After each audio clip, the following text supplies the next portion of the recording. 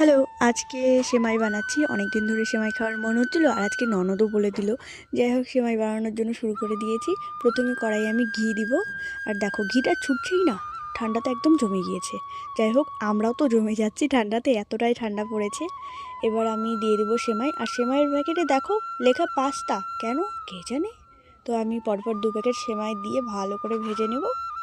আর জানো তো, এই সেমাইটা বানাতে আমার যতটা না সময় লেগেছে তার থেকে বেশি সময় লেগেছে আমার এই সেট আপটা বানাতে, ক্যামেরা রাখার। কারণ আমার কাছে তো কোনো স্ট্যান্ড নেই। তো দেখো, দেখতে দেখতে আমার সেমাই ভাজা হয়ে গেল। আর ওই কড়াইটাই পরিষ্কার করে আমি ওর মধ্যে দিয়ে দিলাম দুধ। আর আমুল গোল্ডের এই দুধটা খুব ভালো, আমি একবার তো নিয়েছিলাম, তারপর থেকে এখনও এটাই নিই। আর দেখো, আমি কাজ করব আর গন্ডগোল হবে না, এটা কি কখনো সম্ভব? এই গুড়টা অনেক দিন আগে নিয়ে এসে রাখা ছিল, ঘরে রাখতে রাখতে গুড়টায় ছাতা পড়ে গিয়েছে।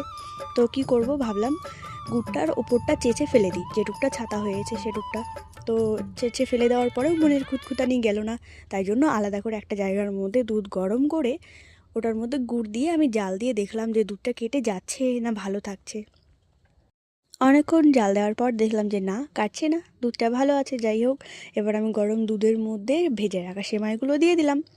কিছুক্ষণ জাল দিয়ে নেব যাতে ভালো মতন সেদ্ধ হয়ে যায়। তার ফাঁকে আমি গুড়গুলোকে কেটে নিলাম, একদম পাতলা পাতলা করে কাটবো যাতে তাড়াতাড়ি গলে যায়।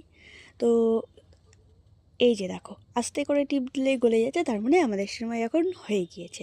এবার গুড়গুলো দিয়ে দেবো। আর গুড় দেওয়ার পর বেশিক্ষণ জাল দিব না, কারণ আমার কাছে এমনি দুধ শর্ট আছে, বেশি জাল দিলে না জমে যাবে একদম। তো দেখো, অল্প একটু জাল দেওয়ার পর আমার সময় তো রেডি।